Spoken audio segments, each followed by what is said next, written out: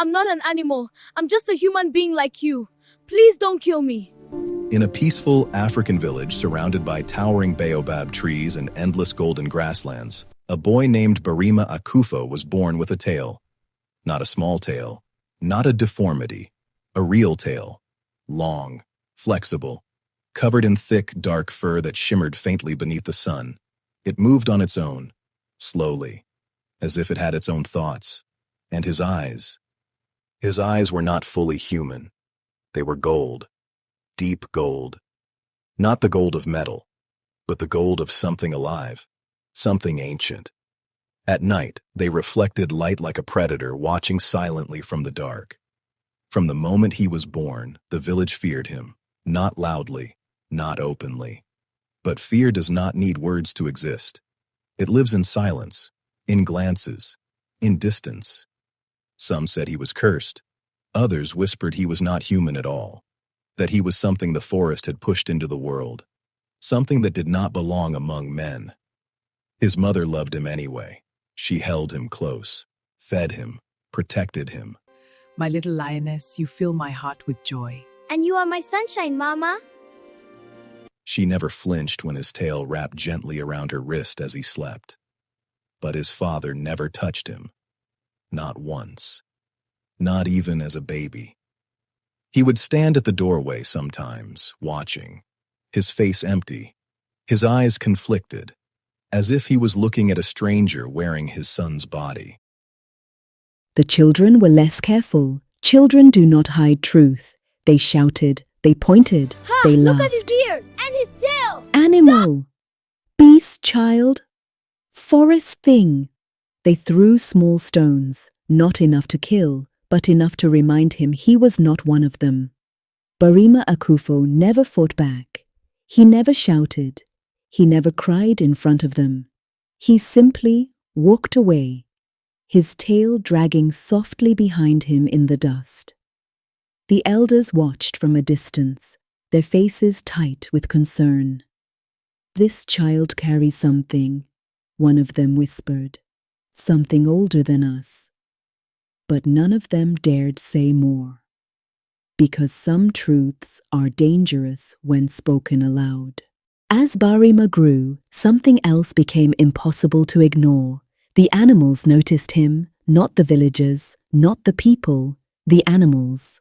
Dogs that barked at strangers fell silent when he approached. Birds stopped mid-flight and settled onto branches above him, watching, waiting. Even snakes, creatures feared by all, did not strike when he passed. They simply moved aside, as if allowing him to pass, as if recognizing him. But it was the lions that frightened the villagers most. At night, their roars echoed closer than ever before, not distant, not wandering, close, watching, waiting, listening, and sometimes, very rarely, one could be seen standing at the edge of the tall grass, not hunting, not moving, just watching the village, watching him. Barima Akuffo felt it too, the connection, deep inside his bones. He did not understand it, but he felt it, like a call he could not hear with his ears, but could feel inside his blood. His mother noticed. "Maba," she whispered one night, touching his face gently. "My child, what do you feel when you hear them?" Barima hesitated. He did not want to frighten her, but he could never lie to her. "They are not calling to hurt us," he said quietly. "They are calling to me." Her hand froze. Fear flickered across her face, not fear of him, fear for him. Years passed. Barima Akuffo learned to hide his tail beneath cloth, to lower his eyes, to make himself smaller, to exist quietly, to survive. But no matter how much he tried to hide, he could never escape what he was. And the lions never stopped watching, until the night the hunters did not return, until the night the forest stopped breathing, until the night the lions came to the edge of the village, not to hunt, but to reclaim their son. That night, the lions did not roar. They did not circle, they did not stalk, they stood, still, at the edge of the tall grass, their eyes glowing like scattered embers in the dark. The villagers gathered in the center of the compound, torches shaking in their hands. Fear spread faster than fire. It is because of him. It has always been because of him. The forest wants him back. The elders stood in a tight circle, whispering urgently.